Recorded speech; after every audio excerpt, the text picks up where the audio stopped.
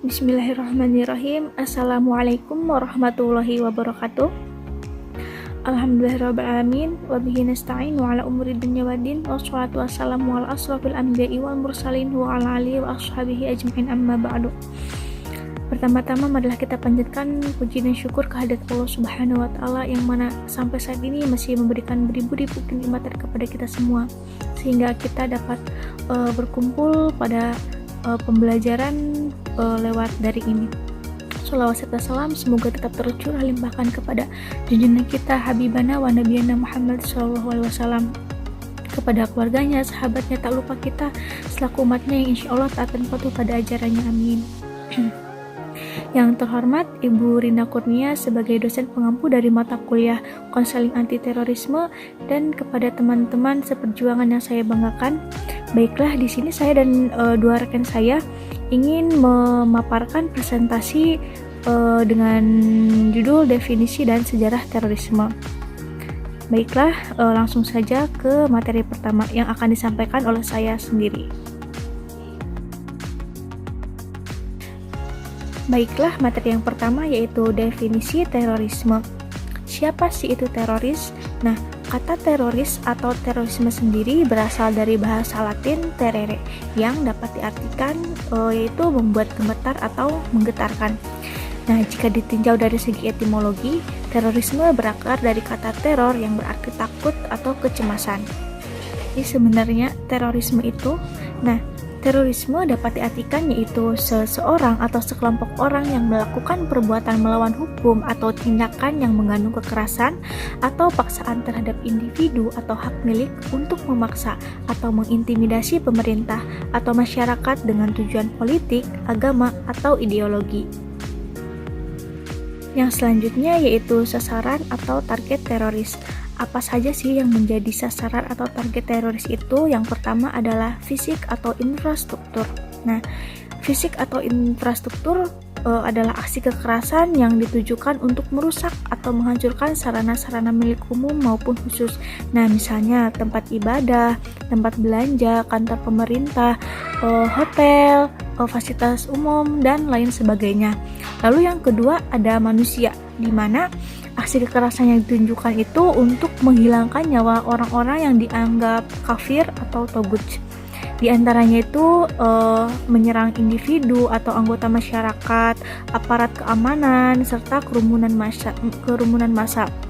Lalu yang terakhir sasarannya yaitu untuk memperluas wilayah pengaruh, di mana kekerasan yang dilakukan untuk memperluas wilayah pengaruhnya baik di dalam maupun di luar negeri. Materi selanjutnya yaitu cara membedakan teroris dan bukan teroris. Yang pertama yaitu menggunakan identitas palsu. Yang kedua, tempat tinggal yang tanpa izin, tidak bersosialisasi dan beraktivitas sewajarnya. Yang ketiga, tidak bersosialisasi dengan warga sekitar, akan tetapi selalu mendapatkan kunjungan tamu yang tidak dikenal. Yang keempat yaitu seseorang yang membeli bahan kimia dalam jumlah yang besar dan tanpa alasan. Yang kelima, memiliki dan menyebarkan informasi, buku, pamflet, dan video dengan paham radikal secara terang-terangan ataupun diam-diam. Yang keenam, seseorang yang sering mengunjungi situs-situs atau website yang terkait dengan terorisme atau untuk menyebarkan ide-ide radikal. Yang terakhir yaitu secara terang-terangan ataupun diam-diam menyebarkan intoleransi, ujaran kebencian, ide-ide radikal dalam forum keagamaan maupun forum umum. Terus materi selanjutnya yaitu faktor yang mempengaruhi seseorang atau kelompok menjadi teroris.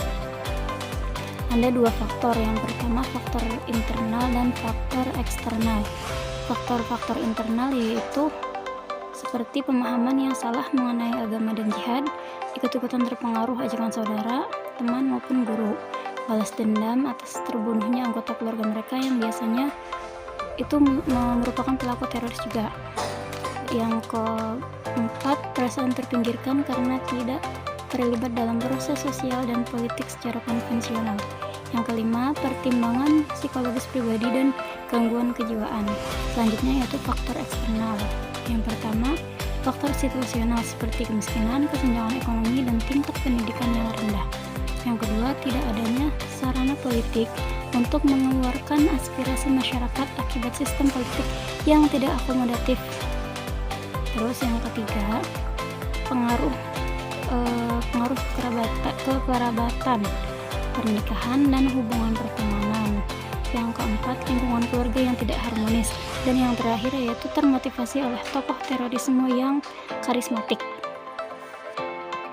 Selanjutnya yaitu materi tentang faktor pembenar bagi teroris melakukan tindak kekerasan. Faktor pembenarnya yaitu yang pertama, aksi terorisme yang mereka lakukan, yang mereka yakini tidak bertentangan dengan nilai-nilai kemanusiaan universal. Contohnya, penyebutan kafir dan togut kepada negara dan masyarakat diyakini tidak menyalahi ajaran agama Islam. Bahkan darah serta harta mereka pun halal hukumnya untuk diambil atau untuk diperangi. Terus yang kedua itu menganggap kerusakan yang ditimbulkan oleh teroris sangatlah kecil jika dibandingkan dengan dampak penderitaan atau ketidakadilan yang telah menimpa orang Islam. Yang terakhir yaitu kekerasan yang dilakukan teroris diyakini sebagai tindakan balas dendam atas penindasan Barat atau kelompok kafir dan togut terhadap nilai-nilai agama, kemanusiaan, dan keadilan. Selanjutnya, saya akan membahas tentang jaringan terorisme di Indonesia. Jaringan terorisme di Indonesia sendiri terbagi menjadi 2 poin. Yang pertama ada bentuk jaringan. Bentuk jaringan dilakukan secara tertutup atau clandestine dengan metode sel. Yang kedua, membangun sel-sel individu seperti yang dilakukan oleh Jamaah Islamiyah dan Jamaah Ansor Tauhid. Poin kedua yaitu ada lokasi dan tempat jaringan. Lokasi dan tempat jaringan sendiri itu beberapa lokasi dan tempat jaringan terorisme di Indonesia yaitu ada di Aceh, Sumatera Utara, Lampung, Kalimantan Selatan, Sulawesi Tengah, Maluku, Bali, Nusa Tenggara Barat, Jawa Timur, Jawa Tengah, Jawa Barat, Banten, serta DKI Jakarta. Baik, selanjutnya saya akan membahas atau memaparkan materi yang terakhir yaitu materi tentang sejarah terorisme. Sejarah tentang terorisme berkembang sejak berabad lampau. Hal ini ditandai dengan bentuk kejahatan murni berupa pembunuhan dan ancaman yang bertujuan untuk mencapai tujuan tertentu. Perkembangannya bermula dari bentuk fanatisme, aliran kepercayaan yang kemudian berubah menjadi pembunuhan, baik yang dilakukan secara perorangan maupun oleh suatu kelompok terhadap penguasa yang dianggap sebagai tiran. Pembunuhan terhadap individu ini sudah dapat dikatakan sebagai bentuk murni dari terorisme dengan mengacu. Di era modern, ideologi terorisme menurut Harun Yahya pada umumnya dinisbatkan kepada teori evolusi Darwin, struggle for survival between the races, atau pertarungan untuk bertahan hidup antara ras, dan teori natural selection, seleksi ilmiah. Menurut teori Darwin, kehidupan akan selalu diwarnai dengan persaingan dan konflik. Karenanya, orang-orang yang memiliki kekuatan akan dapat bertahan dan mendominasi. Sedangkan orang-orang yang lemah akan tereliminasi dan disepelekan. Ide ini menegaskan bahwa agar masyarakat tumbuh menjadi kuat, maka pertarungan dan pertumpahan darah adalah sebuah keharusan. Pada sejarah terorisme modern, terorisme muncul pada akhir abad 19 dan menjelang terjadinya Perang Dunia I dan terjadi hampir di seluruh permukaan bumi.